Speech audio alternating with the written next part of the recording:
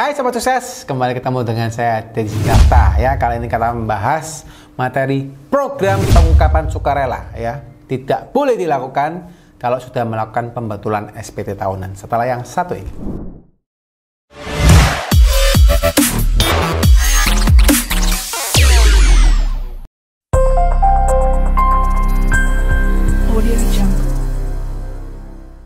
Oke, buat teman-teman ya, ini materi yang mungkin menurut saya perlu saya bahas secara khusus ya, karena banyak juga yang tanya di DM ya terkait dengan bagaimana bisa mengikuti kriterianya program pengungkapan sukarela ya.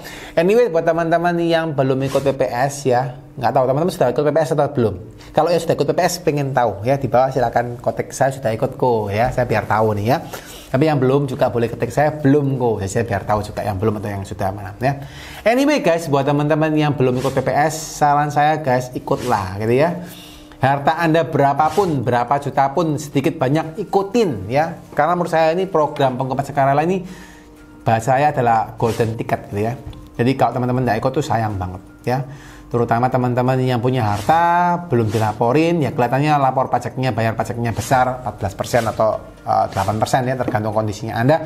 Tapi saran saya ikutin aja. Berapapun harta Anda ikutin aja ya. Sedikit banyak ikutin. Anda punya harta misalnya 500.000 belum pernah lapor misalnya, ya, ikutin aja enggak apa-apa. Ya, karena tidak ada batasan untuk Anda ikut PPS anyway ya. Mau berapa juta, berapa ratus ribu atau berapa ratus miliar ya juga nggak ada yang melarang ya. Jadi Anda boleh ikut ya. Nah, by the way, kalau yang belum ikut, ikutlah. Kalau yang sudah ikut, ya sudah, syukurlah kalau Anda sudah ikut ya. Nah, sekarang yang perlu Anda notice adalah apa? PPS ini adalah program pengungkapan sukarela, ini adalah program yang jarang-jarang dibuat oleh pemerintah ya. Anyway, kalau misalnya teman-teman sering liatin materi saya yang sebelumnya, saya juga sempat bahas soal tax amnesty ya dulu ya. Dimana program tax amnesty yang pertama di tahun 2016 itu diadakan oleh Pak Jokowi ya, Presiden Jokowi waktu itu dengan Dirjen Pajak dan kawan-kawan. Itu memang adalah program memang pengampunan pajak ya, karena waktu itu banyak sekali orang yang tidak melaporkan pajaknya secara benar ya. Jadi banyak harta-hartanya belum terlapor dengan benar ya.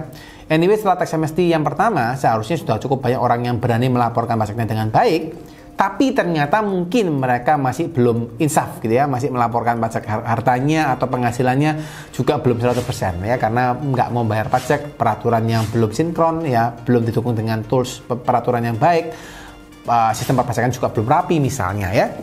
Akhirnya masih banyak yang belum melapor dengan benar, dan mungkin masih ada orang yang dulu tidak pernah ikut program tax amnesty yang pertama ya. Jadi akhirnya kondisinya kelewatan ya. Nah, setelah sekian lama Pak Jokowi waktu itu pernah menyampaikan tidak akan melakukan program tax amnesty lagi ya.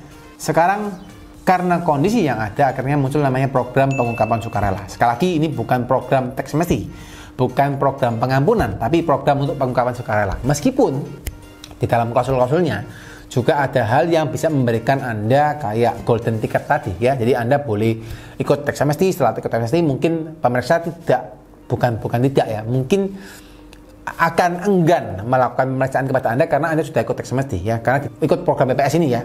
Karena di dalam klausulnya program PPS ini menyebutkan kalau seandainya ketemu Anda punya penjualan yang belum terlaporkan gitu ya, selama Anda nggak memungut pajaknya, Anda tidak akan dikenakan pajak ulang selama hartanya sudah Anda laporkan.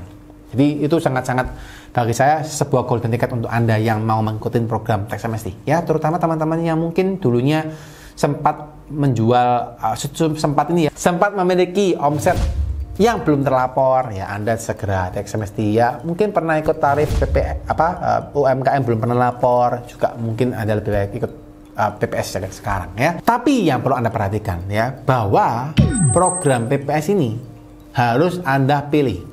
Maksudnya dipilih gimana Pak?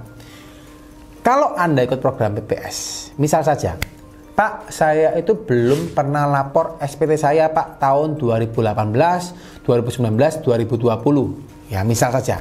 Atau Anda pernah melaporkan SPT Anda tapi salah ya, karena banyak orang yang melaporkan SPT-nya mungkin hartanya belum dimasukkan ya. Kapan hari saya sempat buat materi soal ini ya, harta yang perlu dimasukkan di SPT, ini penting banget buat teman-teman ya.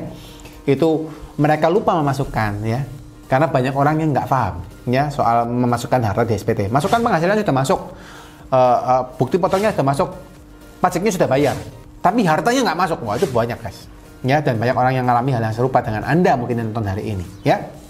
Nah, so ketika Anda nggak masukkan harta, terus Anda mau ikut PPS, nah ini masalah, ya.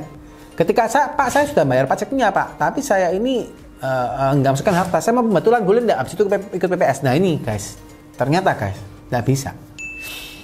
Jadi kalau misalnya Anda kondisinya sudah mau PPS, Anda harus pilih, saya mau ikut program pengungkapan sukarela atau saya ikut pembetulan SPT, ya. Nah sekarang pertanyaannya, apa yang harus Anda pilih? Nah saya kasih ke teman-teman solusinya, saya kasih ke teman-teman gambaran supaya teman-teman bisa lebih paham, ya.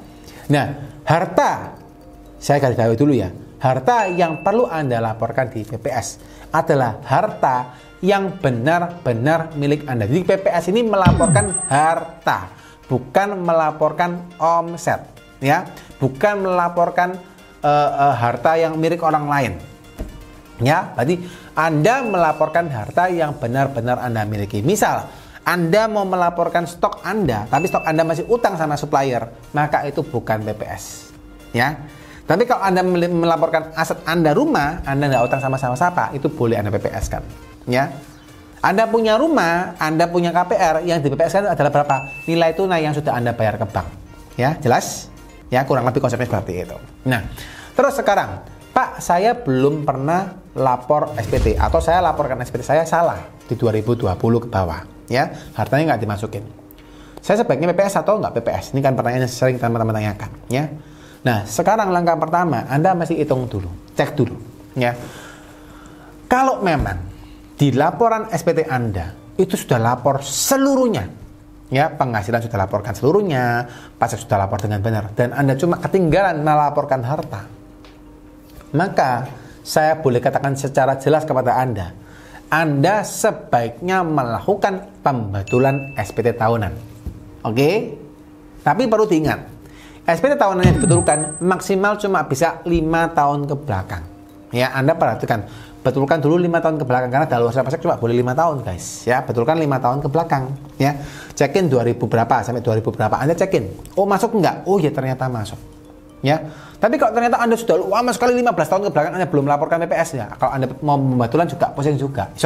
Anda belum melaporkan SPT-nya, hartanya di SPT, Anda mau betulkan 15 tahun juga susah juga.